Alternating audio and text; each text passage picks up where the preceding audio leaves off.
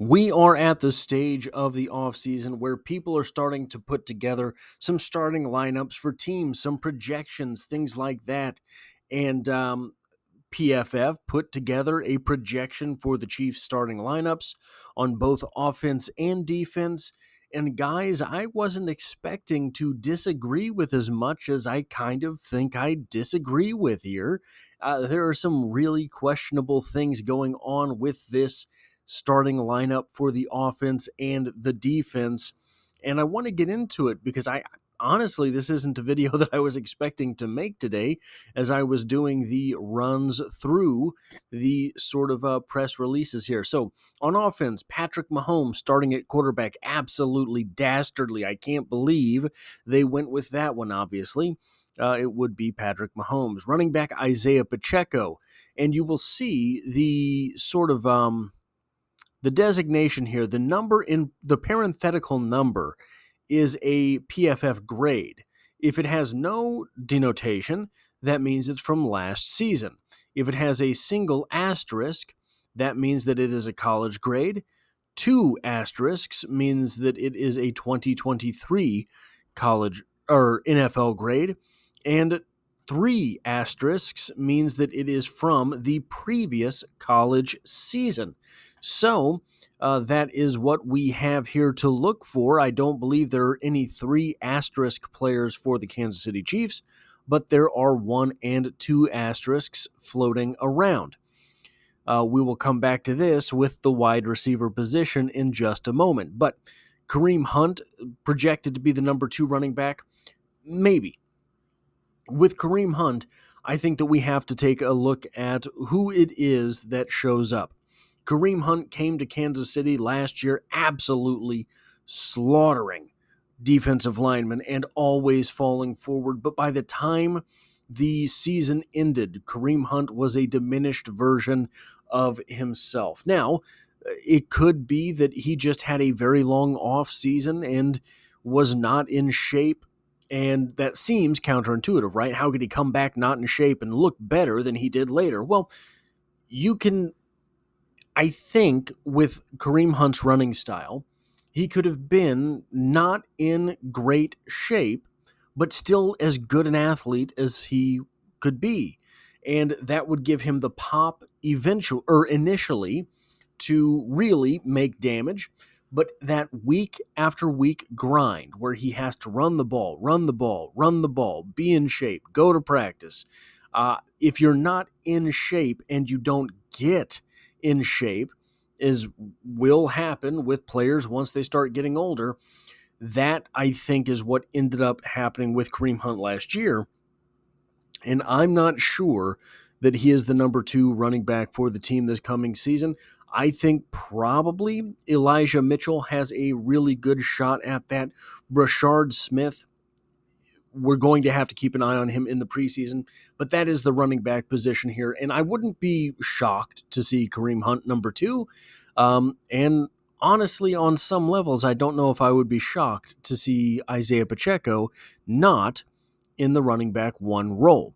The wide receiver position, we have Rashee Rice with an 84.9 grade from the 2023 NFL season, Xavier Worthy with a 71.8 grade last season, and then Marquise Hollywood Brown with a 65.6 grade.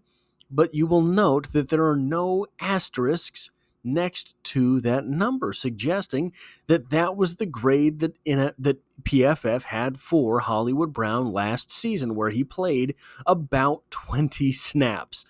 I don't know why they would use last year's grade as opposed to jump back to the 2023 season when they are obviously doing that for Rashee Rice. Do I agree with this top 3 wide receivers for the Kansas City Chiefs? Guys, I don't know if I do. What do you get from having Hollywood Brown on the field over Jalen Royals? Maybe he's just that good. We didn't see it last year. We saw hints of it last year. We've seen a 1,000-yard receiver in the form of Hollywood Brown just one time during the entirety of his NFL career. Maybe that's just who he is. Maybe he's just a good NFL wide receiver and not a really good one. I think he has the potential to be a really good one, but if you're not going to get anything out of him over Jalen Royals, and Jalen Royals is a much more versatile wide receiver. I don't know that I can say dynamic. We haven't seen him in the NFL yet. We have seen Hollywood Brown torch defenses in the NFL for a long time now. Jalen Royals is a very versatile wide receiver. Andy Reid likes to do a lot of things with those wide receivers. I think it might be Jalen Royals that edges out Hollywood Brown for that third wide receiver spot. Travis Kelce at tight end, obviously. And then we get the maybe biggest surprise of the offense, especially when you take into account how many rookies are on this list on offense and defense. That is, they are projecting Josh Simmons to start at left tackle.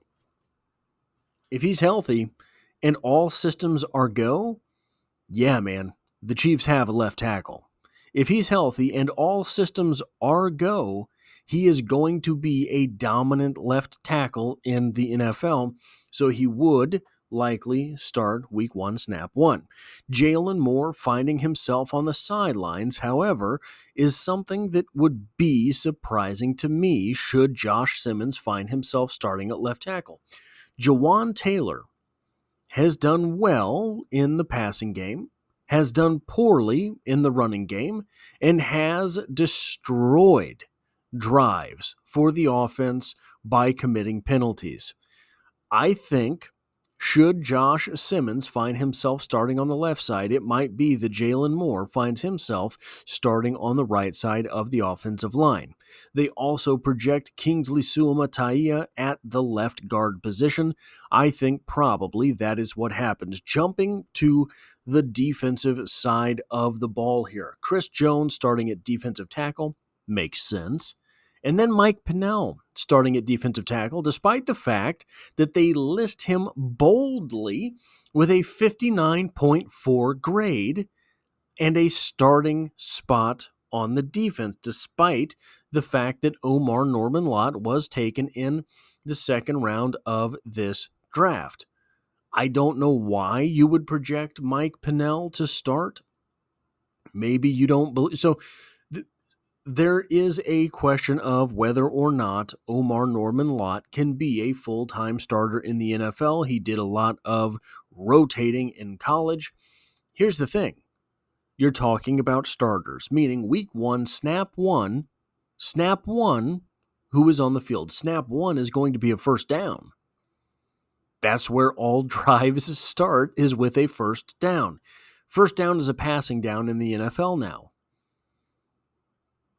So you would have Omar Norman Lott on the field over Mike Pennel because of that pass rush potential. I think Omar Norman Lott will start next to Chris Jones. I don't think it's going to be particularly close. Mike Pennel, absolute monster in the Super Bowl a couple years ago, hasn't shown a lick of that power since. Not trying to pick on the guy. He's older. He's a big guy and he's older. I like Mike Pennel. I don't think he starts for this defense. At defensive end, they list 3 deep there: George Karlaftis, Mike Dana, Felix Anudike-Uzomah. No Ashton Gillotte, despite the fact that Mike Dana there has a 59.2 grade and Felix Anudike-Uzomah has done what? I think that Mike Dana is a decent starter. I think that Felix Anudike-Uzomah has proven in small doses he can be as effective as Mike Dana. If this is the way that this group is shaping up, I would just plug Ashton Gillotte on the field for the fun of it. Why not? So the big sort of criticism might be, well, because Brett Veach isn't going to admit that he was wrong. He took Felix Anudike-Uzomah in the first round. He's going to let him keep that spot. Guys, Felix Anudike-Uzomah has had nothing handed to him. Was he a first-round pick? Yeah, absolutely. After the Chiefs won the Super Bowl, when the Chiefs were hosting the draft, and they had a guy from Kansas City. It was Kansas City, Kansas City, Kansas City. I think that was sort of the impetus there. Call me a conspiracy theorist. I don't care. Felix Anudike-Uzomah, despite the fact that he was a first-round pick, and look, I've been critical. I said I thought his ceiling was Mike Dana the moment he was drafted. Kind of, to this point, that has proven to be correct. Whatever it is you want to say about Brett Veach, you can't say that he's playing favorites. FAU has had 0 handed to him. Now, he's earned 0 as well, but he has had 0 handed to him. I think that, look, I want to defend him. I really do. There's times where you can see the athlete that the Chiefs drafted. Those moments are fleeting. They're few and far between. So, is it possible that this season FAU flips the script? It's possible. Yeah, absolutely, it's possible. It's hard to project. And I think that if this is the 3-deep, Ashton Gillotte ends up finding his way onto the field. At linebacker, Nick Bolton and Drew Tranquill makes me sad because I like Leo Chenal. And he's not listed among those two. And I'm not saying that PFF is wrong. That has been the story of Leo Chenal's career to this point. So is what it is. I'm just going to move on. 3 deep at the cornerback position, Trent McDuffie, Christian Fulton, Jalen Watson. No Noel Williams on this list. I think that's probably correct. I think depending on how training camp goes, you will want to watch Jalen Watson for the trade ticker at the bottom of your screen. If Noel Williams comes in and he's good, he is at the level that could replace Jalen Watson, I think that the Chiefs will try to shop him for something they could use somewhere on the roster. I don't know if you really get a draft pick out of him. What would it be that you're trading him for? I don't know. Joshua Williams might not be a Chief in 2025. Najee Johnson might not be a Chief in 2025. This is a position where Najee Johnson went from last season because of injuries, cornerback number 2, to a guy that I don't know if he's going to make the team. So it's just interesting to see the way those things work there at safety. Chamari Connor and Brian Cook. I could not disagree more vehemently with this projection. Look, I don't know who Jaden Hicks replaces on that list between Chamari Connor and Brian Cook. Brian Cook has popped in his NFL career. He has looked good from time to time in his NFL career. Chamari Connor, to the best of my knowledge, has been a defensive back, like just been a guy. I haven't noticed him really. There's times I've noticed when I'm doing reports on the game or when I'm projecting this or that, I completely forget that he's a Kansas City Chief.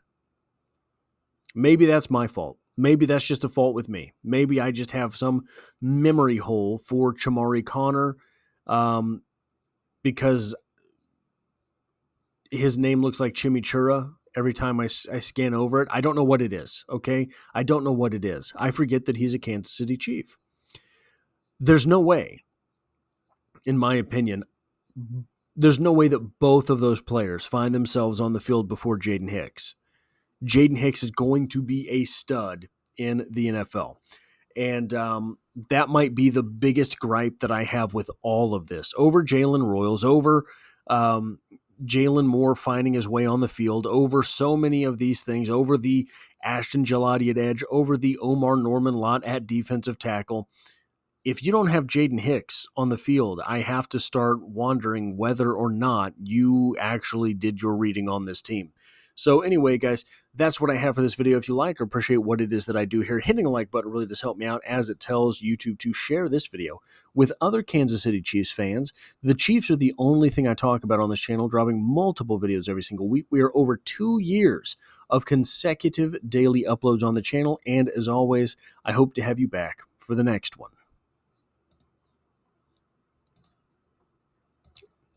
Why isn't this working?